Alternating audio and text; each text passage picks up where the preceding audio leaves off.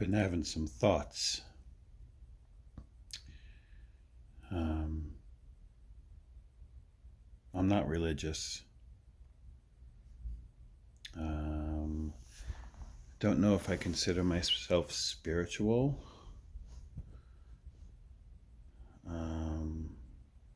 If anything, I'm more of a pantheist. If God is everywhere and therefore everything, then I am God, and everything is God. So that kind of makes sense to me. We are all divine as far as I'm concerned. What doesn't make sense to me is the Bible as a whole, and especially the Hebrew God of that Bible. Absolutely makes no sense. I've discovered a lot of things,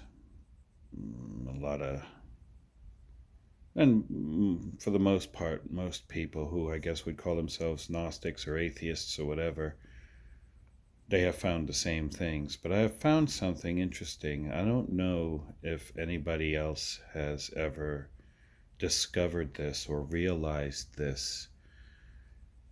But to me, it's plain and obvious, and people just skip right over it. And I don't understand how they can just accept it as they've been told that it is and just go on and just believe the rest of it. Because in my opinion, the deception in the Bible starts right off at the beginning. In Genesis 1, well, in Genesis in its entirety really, but in a certain part of Genesis is where I think the real deception starts, and it's not with the serpent, but it has to do with that story, which is what it is. It's a story, let's put it that way. Like I said, I don't believe in it. In fact, my passion is disproving it. I've done so my entire life. I've never been Christian. I've never been Catholic. I've never been into any religion. I've read a bunch of religions, but I don't believe any of them. I think it's all the ramblings of man trying to understand his surroundings and his mortality and nothing else. These are old concepts that we shouldn't even believe in anymore, really. But let's get back down to the crux of this matter. I'm going to tell you guys a deception you all didn't even realize, and it wasn't from the serpent, because the serpent actually didn't, when you read it correctly, the serpent actually didn't deceive at all. He 100% told the truth, and I'm going to explain why. I don't believe the serpent was the devil either, as I don't believe in gods or devils. I believe the serpent was nature. I believe the serpent was a natural being of nature and told man the truth. Not as an evil being, but as a natural being. Might have been to man's detriment, because look at us, we build buildings and nuclear bombs and pollute our atmosphere and blah, blah, blah, because of wisdom and because of so-called intelligence. But I'm not here to get into that. I'm here to get into the deception I've been talking about. The deception from God itself and not from the serpent. God deceived us? How is God a liar, and how did God deceive? Yes, indeed, God is the liar in this, which disproves disproves that he made the earth and everything, and discounts that the entire creation story, because he is a liar, because this proves he is a liar.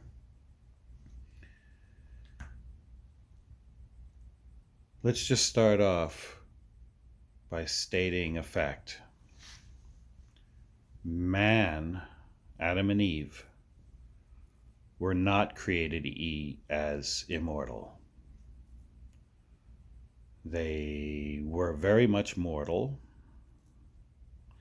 In fact, you can read from front to back. You can add whatever opinion you think you might have on the subject. All it is an opinion, and it bears no weight on this matter whatsoever. But nowhere in the Bible does it say Adam and Eve were immortal, because they weren't immortal. And I'll tell you why they weren't immortal. Excuse me. God created man and woman, put them in the Garden of Eden, told man, this is God now. Now here's the deception, and I'll explain why this is the deception. Not only is God a liar and caused the original deception, right? Yeah. No. Yeah, he's fake. I just said really what I wanted to say. Lost my train of thought. But yeah, he's a liar and the originator of the great deception, not Satan, not the serpent, God himself, itself, whatever it is. Let me explain how. Enough rambling. God put Adam and Eve in the Garden of Eden, told Adam and Eve, eat of any tree you would like. In the center of the Garden of Eden was the tree of life. Eternal life, by the way. That should give you a hint as to where I'm going with this. And the tree of knowledge of good and evil. God told Adam and Eve, do not eat. You can eat of any tree you wish, any fruit you wish. Do not eat of the tree of knowledge of good and evil, for when you do, you will surely die.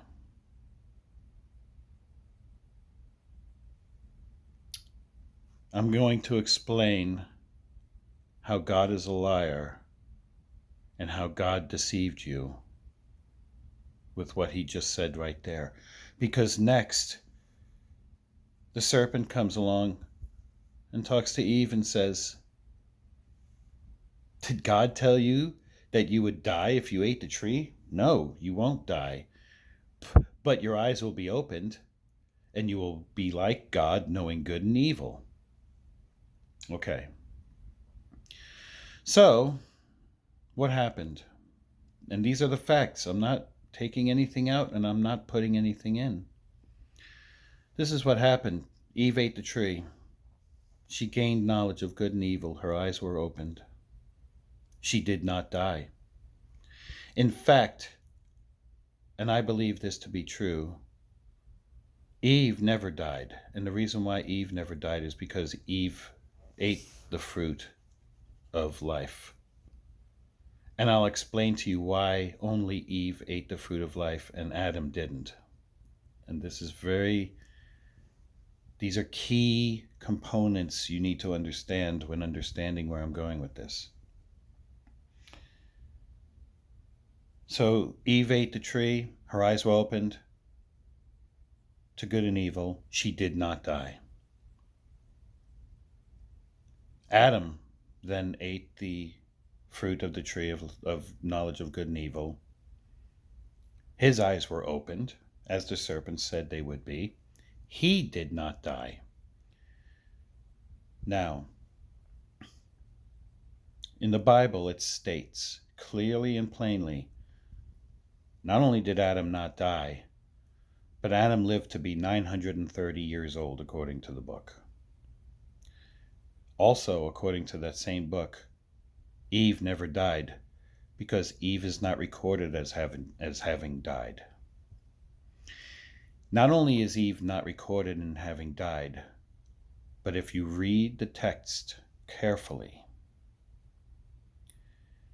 after Adam and Eve had been since God couldn't kill them because he lied that they would die, because they didn't die, okay? Adam lived to be however many hundreds of years after he ate of the tree, okay? And Eve, as stated, never died because she's not recorded as having died. And this right here, what I'm about to tell you, confirms that she hasn't died.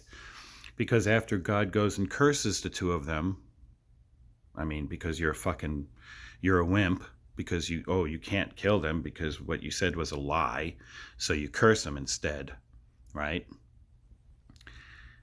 And it clearly states in the book, God said, he must not also be allowed to take of the fruit of the tree of life and also eat, that he may live forever. It doesn't say they. It doesn't say she and he. It says he, which means Adam. And then it also, if you go on to read, it also says he was driven out of the Garden of Eden.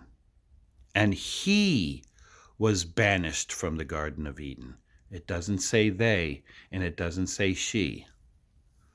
Because Eve had already eaten of the tree of life, of everlasting life.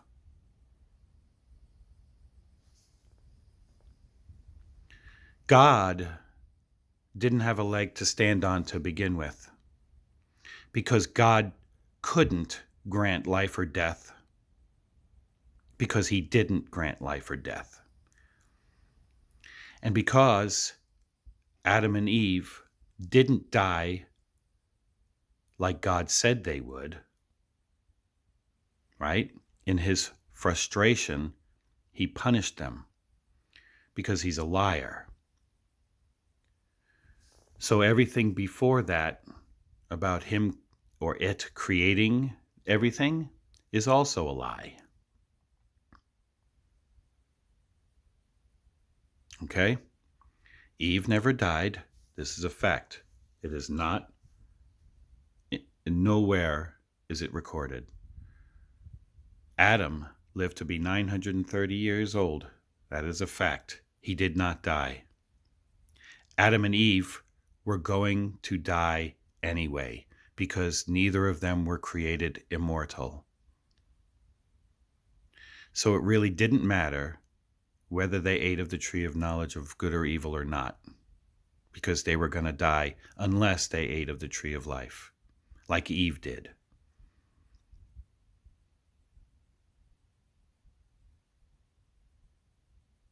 And the serpent told the truth. Their eyes were opened. And God lied. Because, that's how you trap people. That's how you make people believe. You trap them. You give them some impossible shit that they can never live up to, and they're all trapped. Which is, the 10 Commandments and everything else that they tell you to do in the fucking Bible. You can look all this stuff up yourself.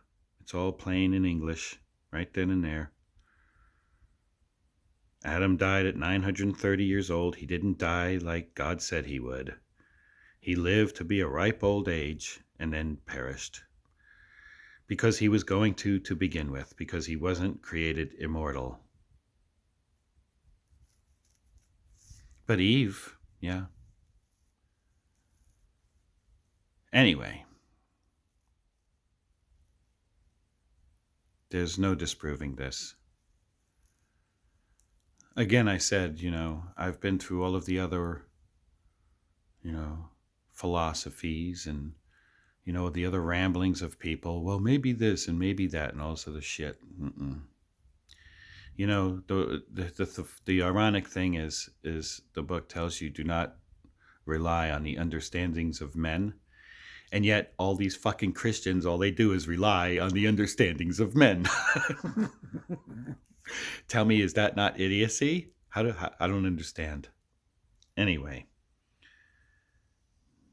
look it up yourself. Read it. Genesis is a test to divide the true God of this universe, which is us and the universe as a whole. Everything is God. So therefore, I have nothing to atone for, and I don't have to fucking worship some dude that killed himself on a cross because I am. Okay? That's just all there is. So, anyway, welcome to reason.